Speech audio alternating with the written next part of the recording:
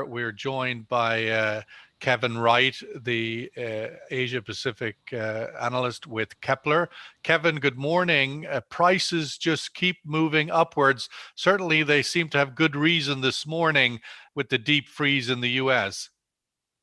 Yes, good morning, Sean. It sounds a bit cliche, but we've got the perfect storm, haven't we? We've got obviously massive pressure on US refining and therefore outages. We've got a spike on product cracks off the back of that, and at the same time, we've had an earthquake in North Asia that's affected 20% of Japanese refining output. So we've got a very interesting situation, and for once, crude is being led by products rather than the other way around. I think we've seen over the last year the massive destruction of demand for gasoline and jet in particular, but also diesel. And as a result, we've had a sort of a crude supply-demand balance that's dictated prices. But all of a sudden, with those refinery outages, I think products are potentially in line to sort of give a little bit of a fillip, a little bit of a boost to the crude market. Let's move to India, where we're joined this morning by Narendra Taneja, India's leading energy expert. Narendra, there's kind of the good cop or the bad cop, the good story and the bad story in India. We're seeing the Sensex reach another record above 50,000 this week. That's supposedly a good story. But at the same token, we're seeing gasoline prices at the pump reaching a record as well, which of course is quite painful for consumers in India. What's the outlook there at the moment, do you think, on these two things coexisting? And Narendra, I think you need to unmute as well. Yeah, the outlook at Sensex, basically, it looks very good because the overall projections for the next year, next fiscal, which starts on the 1st of April, are very good. I mean, there are projections that Indian GDP may rise by about 9 to 11%, depends on which projections one is looking at. And at the same time, overall sentiments around the country are very good. And life is more or less back to normal, like in Delhi, is more or less back to normal. I think it's all basically manifesting and reflecting in terms of what you see at Sensex and what you also see at FDI figures. Yes, they are at the same time, crude oil prices going up puts government in a little bit uncomfortable position. Consumers also a little bit in an uncomfortable position because they want to consume more, they want to go out, they want to buy more oil and petrol and diesel and turbine fuel and everything. At the same time, the taxes are so high, so the prices are high because the federal taxes on petrol, diesel, turbine fuel, LPG are very high, and so are the state taxes. As you know, we are a federal structure, and different states have their own tax regimes when it comes to petrol, diesel, and the fuels. So the result is that today you end up, the ordinary consumer ends up paying roughly 60 to 65% money that it pays just going for taxes, and on taxes both by center and state. So that's in the process, it brings a bad name to the government, and consumers are getting a little bit restless. But at the same time, they're happy because the demand is going up and the economy is opening up. But surely these two things cannot continue to coexist. At some point, the energy prices will curtail economic recovery. Yes, there is a point, but at the same time, my impression is the government at the moment for the next 2-3 months is going to focus more on a stimulus which they have offered, and at the same time target more kind of the underprivileged sections of the society, and also neglected sections of the Indian economy like agriculture and so on and so forth. So overall economics, I think, is going to be like this. So prices probably are not, I don't see any big changes in terms of retail prices, and a significant change in 3 months. But after that, I think government would be in a better position to cut taxes, both the federal government and the state government. At the same time, it will depend how the crude oil prices go. If they stay in the region where they are, I think probably both federal government and state governments will offer some kind of cuts in taxes, and that will give some relief to the ordinary consumer and also would be a good news for the economy overall. Well, I remember not so long ago, an old friend of mine, energy minister in the OPEC, saying to me that when consuming countries were complaining about gasoline prices, crude prices, he said, well, we'd be happy to sell it to you for free if you give us half of your taxes. And that might be sort of part of the problem. But let's bring in Ed Bell, Senior Director, Market Economics from Emirates NBD. Ed, welcome back to the table. OPEC must be a little bit confused, I'd say, about what to do next. Yeah, I think the signals that we're getting, at least this week, with respect to the price reaction to the storm we're seeing in the United States, I would hope that the OPEC Plus ministers will be looking through that.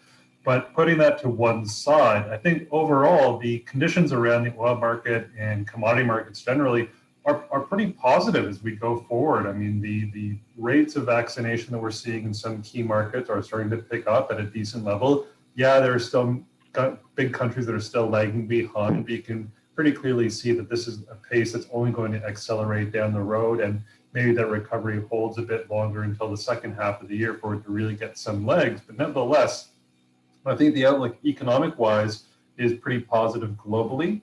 As Narendra mentioned, we're expecting to see a big bounce back in India's economy this year, and that's something that we're really expecting to see parallel across most major economies. And by and large, that's going to be a good number or a good outcome for oil demand going forward.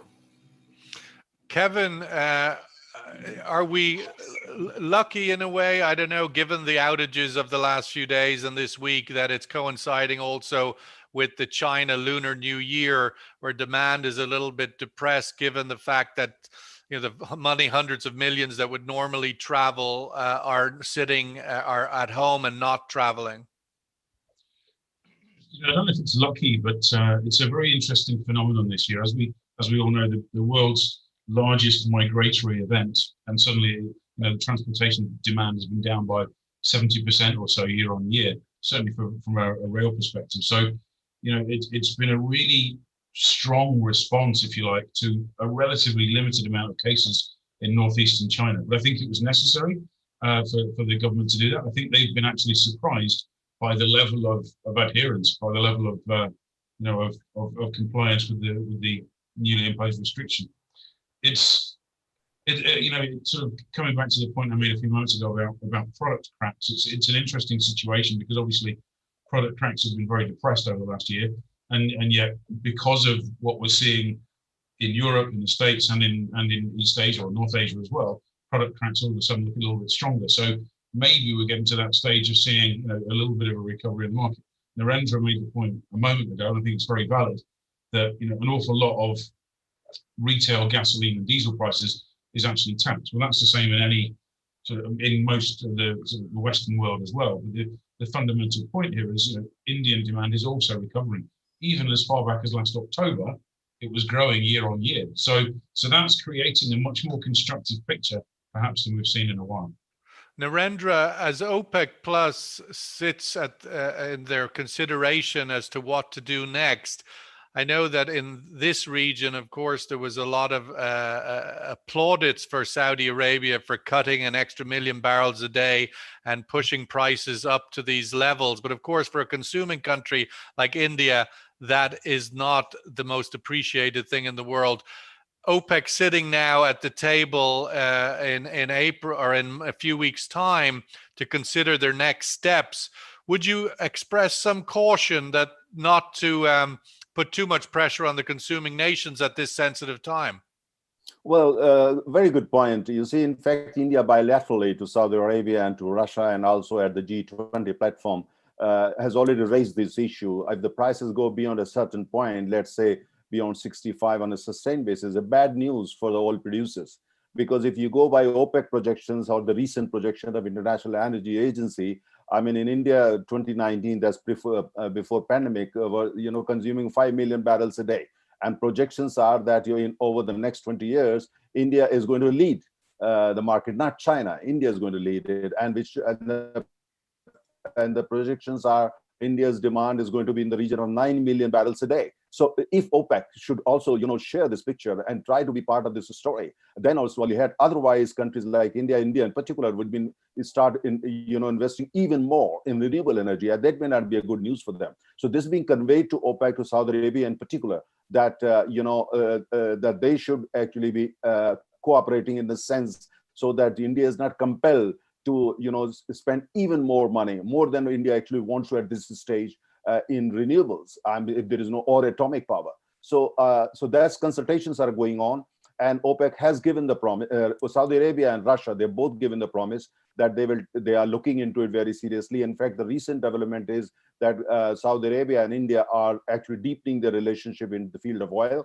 And Saudi Arabia has once again conveyed to India, you don't need to worry about oil because your oil tanks are physically maybe located in Saudi Arabia, but they are for you. It's good, but point is this needs to be converted in reality, and that's why they've obviously got some good PR companies working for them. That's a nice story.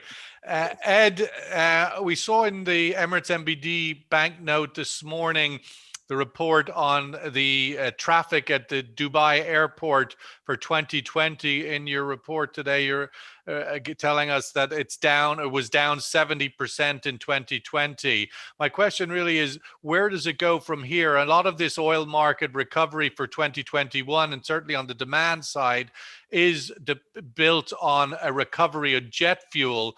Where is the bank's views on that? Where does Dubai Airport look at it for the future in 2021? Yeah, I think the decline that we saw in the activity at the Dubai airport was largely in line with international trends. So I don't think that we are necessarily an underperformer in terms of overall aviation trends. I think this year we are at the receiving end of particularly long haul, which is the one that is very specifically at the sort of knife edge of this crisis. Sure. I think for us, though, the expectation is that probably most of Q1, we don't see much of a bounce back or activity wise. Second quarter is really, well, maybe we start to see those green shoots, but a much more strong recovery in the second half of the year.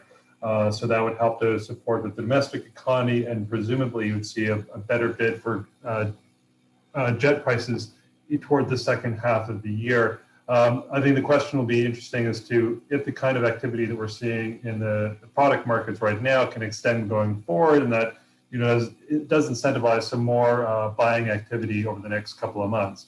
But largely, yeah, I think it's really down to H2 2021 kind of story for us, where we see most of the recovery happening. Otherwise, Kevin, in Asia, the demand recovery, again, the outlook there is that many countries are in a post-COVID demand levels, that they're already getting back there. Where is that outlook in the immediate aftermath of the sort of Lunar New Year? Should we expect the Chinese to get back to a more aggressive buying spree at these prices? It's always something that we look at Kpler. Chinese crude flows, and Chinese crude flows in February look like something around the 12.5 to 13 million barrels a day level, which is high. Just to put into context, January was also high at around 10.7 million barrels a day, and March is currently looking at around about the 10. So February looks like a bit of a return to form. Now it's worth caveating that number with the fact that the Chinese system is so full, the inventories are so high that they actually can't take all of that crude in. So the 13 or so that we're seeing for February will roll over into March, right? So some of that will come down. And that suggests to me that, we're still seeing strong Chinese demand. The rest of the region, it's hard to say. I think Vietnam is facing some difficulties at the moment. They had a very good response to the pandemic early last year, closed down, and then recovered into the second quarter really in terms of gasoline and diesel demand. But there have been outbreaks in the north. And I think that also, obviously, coinciding with the Lunar New Year, has created considerable concern there that that we could see more cases, and therefore we'll see restrictions being reimposed. And that's going to be the case across the region. Malaysia also struggling, as we know, and has been for a number of months now. So I was just going to say, so the post-New Year story isn't quite as bullish as perhaps it could be in some of the other countries around the region. Right. Narendra, one of the stories that have been sort of making continuous noise, and again today, as we're seeing the cracks improving because of this storm, etc., in the US, but ultimately the general narrative for 2021 is that the market is oversaturated in refining capacity, and we're going to have to see some refineries close. Now, do you think that's something that India is cognizant of, that India needs to participate in, or is the sort of shut-in of current refining capacity going to have to come from the West? What's your view on that? Well, my take is, as far that as far as India is concerned, as you know, India is a major product of products, and so I have heard already that some couple of refineries that they're planning to basically rework their plan if they can postpone a little bit their maintenance plans. As you know, these things are planned quite in advance and also communicated to the buyers. But given the situation, I've heard that they are planning to rework if they can do it, and probably we will know that very soon. But at the same time, India's focus continues to be on product market. India playing a major role as an exporter of products. And therefore, I just want to also mention that there are now a serious progress in terms of the two big refineries which have been under discussions and also one under construction. And there are even plans now to go for one more, so that India continue to maintain its role as a leader in terms of products, especially for markets in Asia, Africa, and Latin America, and the Middle East also. But I just want to bring one point quickly, if you allow me 30 seconds. While we are looking at this picture, let's not forget at the same time major development which is happening, where you see that Middle Eastern countries, in consultations with India, in consultation with the United States, they are reworking their plans in terms of how to look at next 20 years, where India is going to be a major player as a buyer of crude oil, which means that you will see a deepening of strategic ties between oil producers of the Middle East, the United States, and India. And that's a kind of new alliance, which is business alliance, which is emerging, which of course has got its own geopolitical dimensions too. But it's something, as India emerges as probably the biggest player in the oil market. So these are very interesting developments, and you will see some very strong movement in that direction already by the second half of this year. Well, there has been commentary, and the FT over the weekend joined the chorus of this commodity super cycle coming back that we saw 10 years ago, but then it was essentially built on China demand. The next commodity super cycle, if indeed it does manifest itself, one would think is dependent on India rising and becoming, over a certain decade or more, into the China scale of consumption. What's your view on that as the concept of a super cycle and India's role in driving it? Well, you see, the one thing is very clear, that when you look at energy transition in India, the energy transition is happening, will continue to happen, but oil as a major boy, as a big boy in the India's energy mix, is not going to change significantly for next 15 to 18 or 20 years. And so and the gas role is only going to rise, and even the coal will continues to be very much there, while renewables, because the simple reasoning for that is that we have got about 1 billion people out of 1.36 billion people who are still kind of energy poor, in the sense they are not able to consume as much energy as they would like to, and that includes actually most particularly oil. Which means while we go for renewables in a big way and we lead the renewable revolution in the country, but that is not happening at the cost of oil. So that means India will continue to build more refineries, continue to build more retail network, invest more in exploration production, also at the same time build alliances with countries like UAE and Saudi Arabia and other countries at the same time. So it's a very, very different story from India. That's what basically will lead to the kind of situation where India will be leading. Given India's outlook, an appetite for more oil, the capex cuts we saw last year, Ed Bell, that those capex cuts are going to have a significant impact on supply, and maybe in the medium term, it's not this year's problem. But is the Gulf and the Middle East able to sort of pick up that slack, do you think? And are we seeing the necessary investment in new supply in the Gulf with that outlook for the midterm?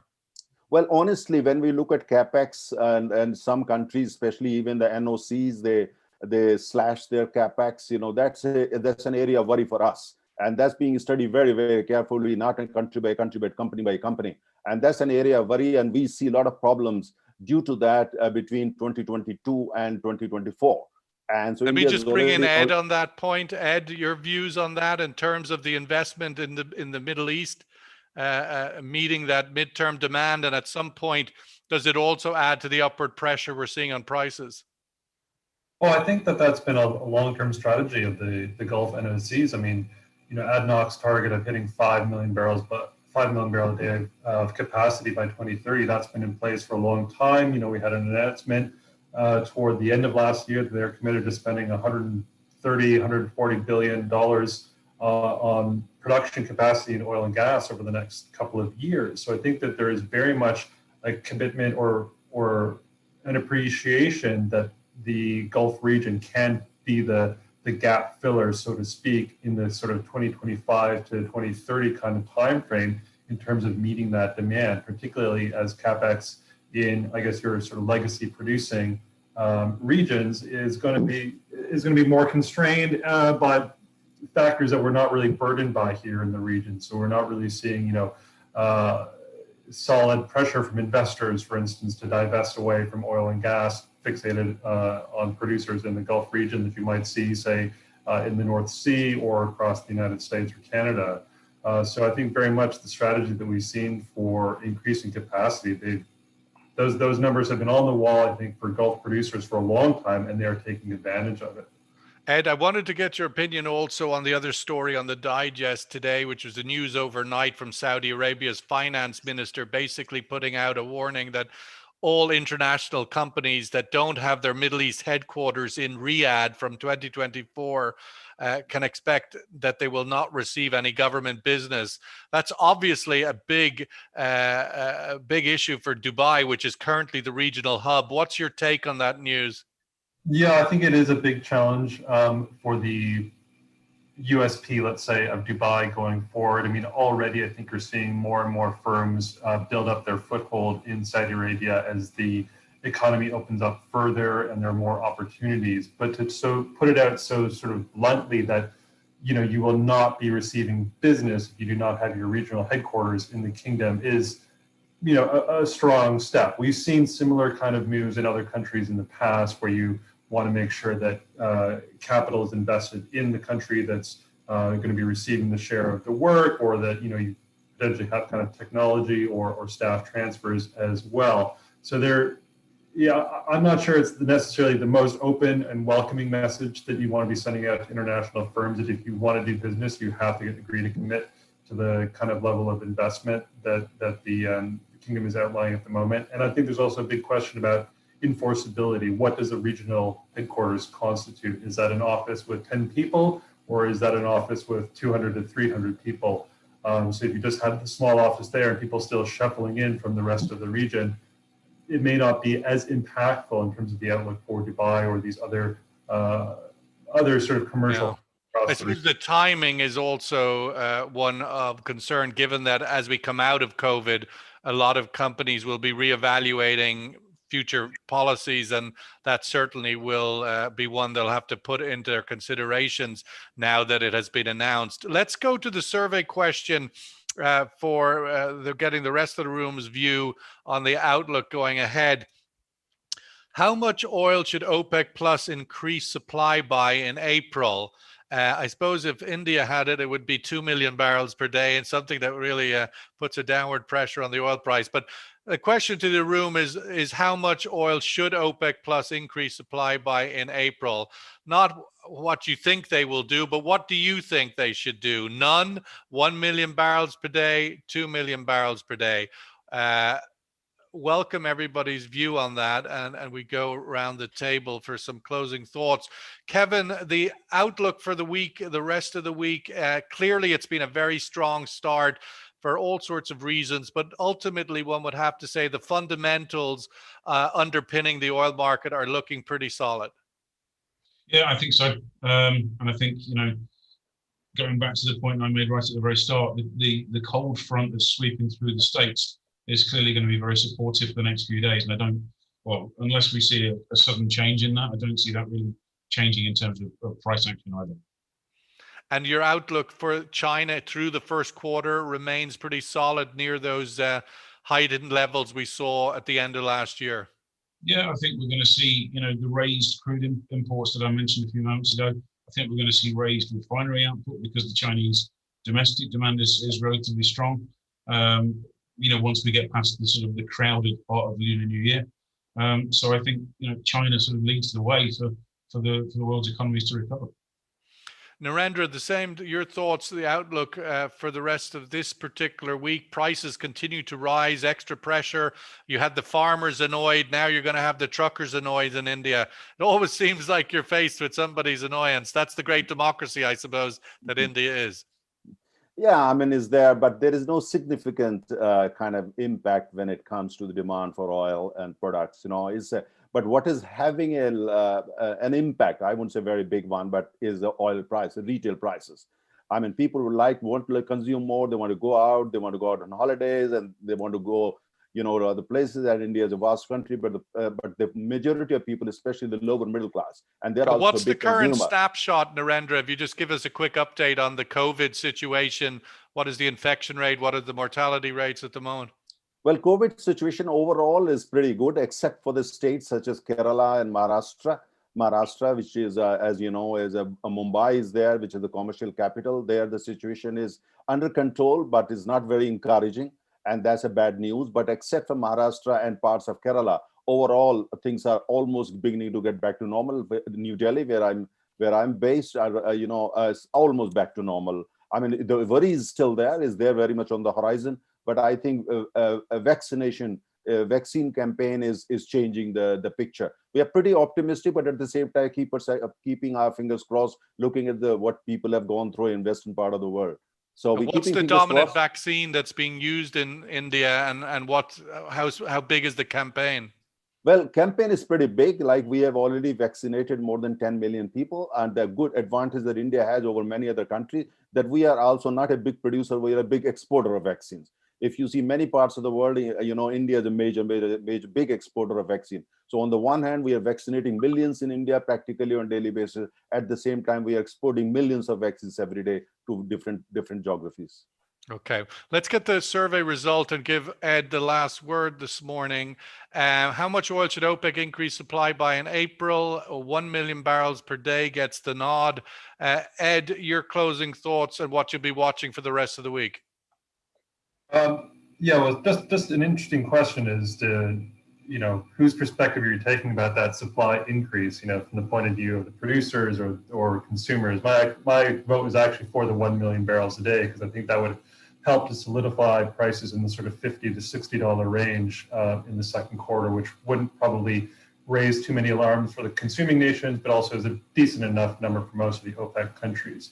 I think one thing worth bearing in mind with the improvement we're seeing in, at least in spot prices, is to put in the context of the bigger move that we're seeing upwards in risk assets, generally a softer dollar. So oil and commodities really being caught up in that. So we'll be watching some of the other indicators out in the market for interest. One will be US wholesale price pressures. We had a little bit of a soft read for January as far as the consumer price index came in, but seeing whether we'll get any feed through in terms of higher prices from the factory prices, essentially, for January as well, whether that's going to feed through later down the line. We don't expect to see much of a boost in inflation really this year, and think the market is probably getting a little bit ahead of itself in terms of overpricing the inflation outlook. But nevertheless, that's what's going to be one of the big variables that we're tracking, at least in the first half of the year. Okay, well, let's leave it there.